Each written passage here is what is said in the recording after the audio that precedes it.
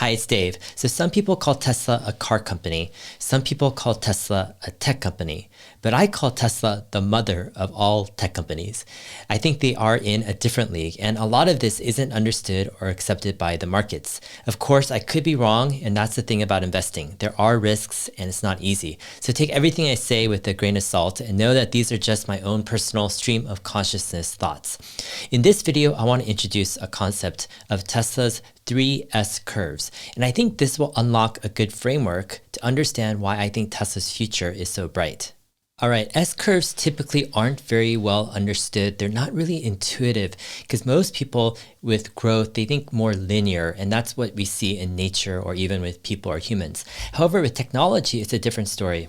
Typically with technology, you have something called an S curve, and this early stage is where adoption is super slow, right? People just are resistant to it. But however, with the exponential kind of change and improvements of technology, the product gets so compelling, it completely eventually destroys, right, the other kind of options out there. And then you see this massive adoption, right? Think smartphone, iPhone, etc.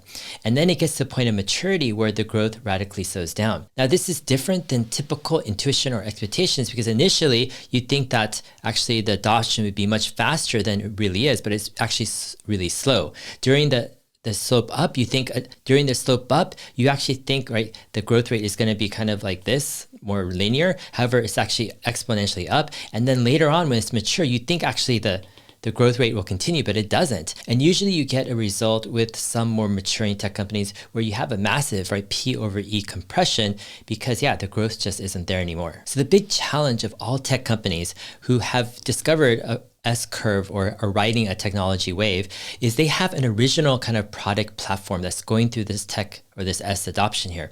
Now, what they need to do is during this kind of slope, the S-curve slope up, they need to actually start finding a new technology S-curve that will actually continue their growth upwards and create kind of a new platform or new product. And this is extremely difficult because oftentimes this means killing or actually disrupting, right, your original product, which is tough to do, and most of your revenue, right, comes from your original product. Now, there are two main problems that tech companies face, and the first problem is they start the new S-curve too late. They're too busy during the growth phase where everything is going bonkers. They just focus on that, right, running the business, gaining profits, and they don't invest enough into the next big thing. The second kind of problem is the new S-curve they get into is just too small. It doesn't carry the company to big enough markets, right, to justify a continued increase in market cap valuation. The result is if they don't disrupt themselves, they eventually get disrupted. All right, let's look at Tesla's massive S curves, and they've got 3 humongous ones. So the first one is electric vehicles, and the main kind of technological innovation here is the declining cost of the batteries. We know from 2012 or so, even before that, you had a pretty slow adoption of electric vehicles, right? It just wasn't compelling in cost.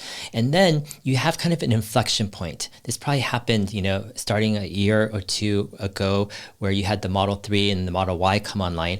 And right now, we're still very early kind of in this S-curve slope up, and this is the year 2022.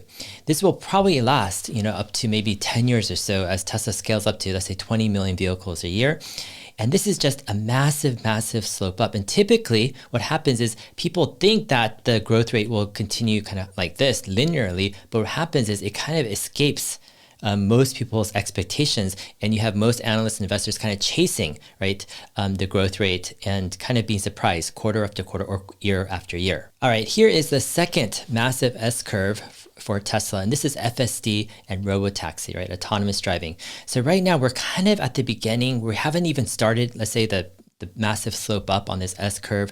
We're still in this kind of taking a long time kind of phase. Once it hits kind of this inflection point, you're going to see this massive increase, right, in just value, utility, and the economic value it brings the companies who are taking the majority share of this innovation. And this S-curve will probably last for another at least 10 years or so. Let's compare these two S-curves together, right? So you have the EV S-curve, and then you have the FSD robotaxi S-curve. So I think this EV S-curve is actually huge. It could probably take Tesla to become the largest, the biggest, the most valuable company in the world just with this S-curve because it is massive in scale. However, this FSD robotaxi S-curve is actually much, much bigger. It's probably 5 or 10 times bigger, if not more. And it's because the value of a car driving itself, I think, is at least an order of magnitude greater in value than you having to drive a car and all that energy you put into and focus putting into driving a car. All right, let's look at another S-curve that Tesla is riding or preparing to ride, and this is AI robots, what Tesla's calling the Tesla bot or Optimus.